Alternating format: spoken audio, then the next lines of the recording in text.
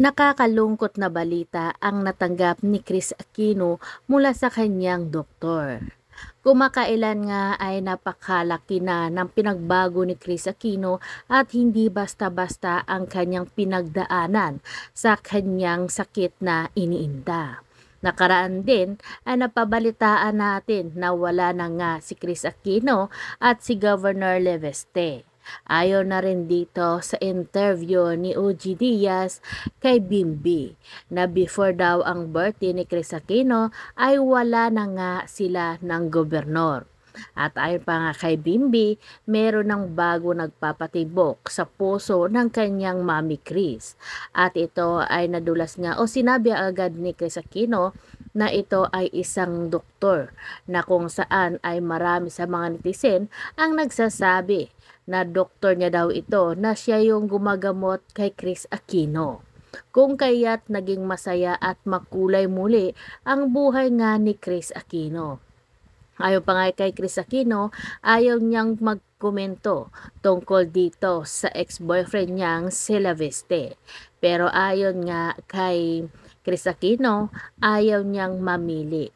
Mas pinili niya ang kanyang mga anak para sa kanyang kasiyahan. Samantala namang umuwi na nga ng Pilipinas itong si Bimbi at nagulat nga ang lahat nang bigla na lang nagpost ang First Lady Liza Marcos na kasama nga si Bimbi at si Joshua.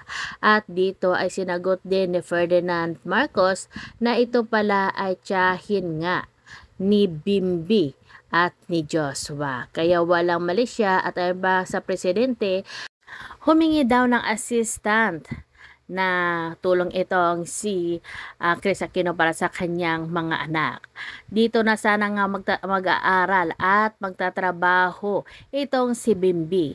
Pero bigla na lang nagulat ang lahat nang mapabalitaan na bigla na lang bumalik muli sa Amerika itong si Bimbi kasama ang kanyang Kuya Diyos. Nagulat ang lahat at ayon nga dito sa kaibigan ni Chris, baka nga daw ay tungkol ito sa balita ng resulta ng ginawa sa kanya tungkol sa pagtingin ng kanyang dugo. Siguro ay nakakalungkot nga ang naging resulta ng kanyang blood test kung kaya't bigla-bigla na lang na bumalik ng Amerika itong si Bimbi at si Kuya Diyos.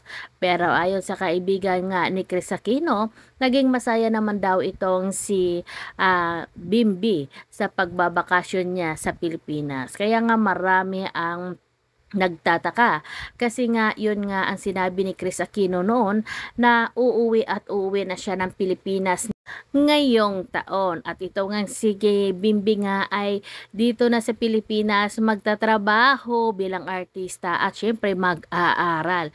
Pero yun nga ay biglaan na rin ang pag-uwi o pagbalik ni Bimbi sa Amerika. Kaya ito nakakalungkot na balita. Sana okay lang ang naging resulta ng blood test nitong si Chris Aquino.